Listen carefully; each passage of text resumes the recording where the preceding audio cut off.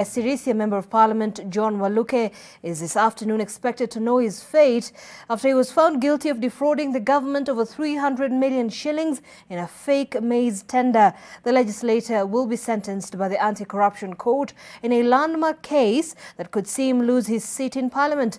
Waluke was found guilty alongside Grace Wakhungu, mother of former Environment Cabinet Secretary Judy Wakhungu, who was a co-director of the Erad Suppliers and General Contracts Limited, alongside the late businessman Jacob Juma. And we're now joined by reporter Silas Apollo for more details on that sentencing. Silas, what do we expect?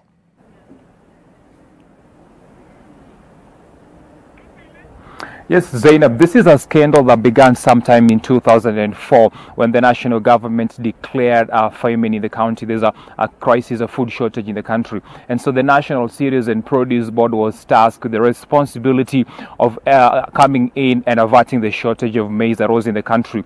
The government had said that there was a deficit of about 6 million bags of maize. So the National Cereals and Produce Board was supposed to supply some 3 million bags of maize, while the other 3 million was task to the private sector. So this is where Erad Supplies company came in. The directors of the company then were current Sirisia MP John Waluke, other of former CS of Environment Grace Wakhungu, as well as the late businessman Jacob Juma. And so what was required was that they won the tender, which was a supply of the 3 million bags of maize by the National Cereals and Produce Board. Apparently, according to documents that have been tabled in court, was that these bags of maize were not supplied. And so Erad Supplies company then moved to a tribunal to demand that the National Cereals and Produce Board to pay them money. Then the National Cereals and Produce Board paid them around some 300 million shillings.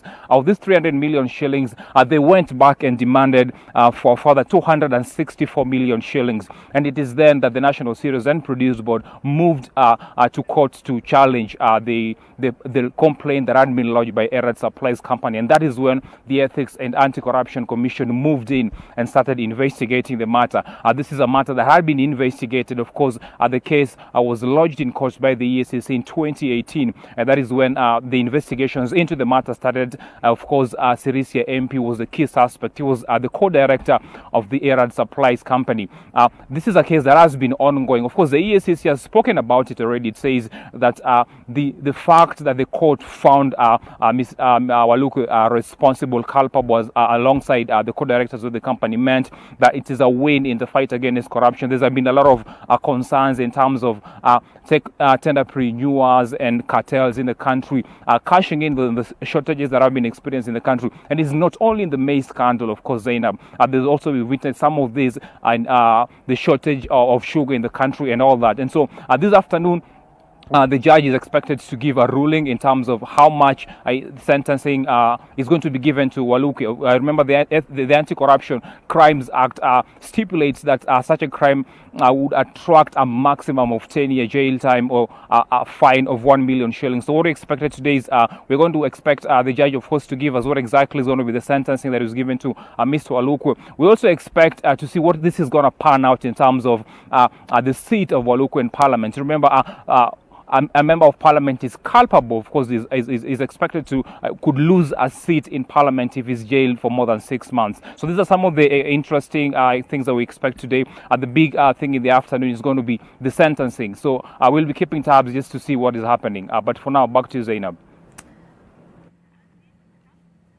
All right, thanks, Silas Apollo. They're keeping tabs with that development. Then, of course, waited with bated breath. And also one name that definitely has featured for a very long time with regards to this particular case is that of Jacob Juma, who was murdered in 2016.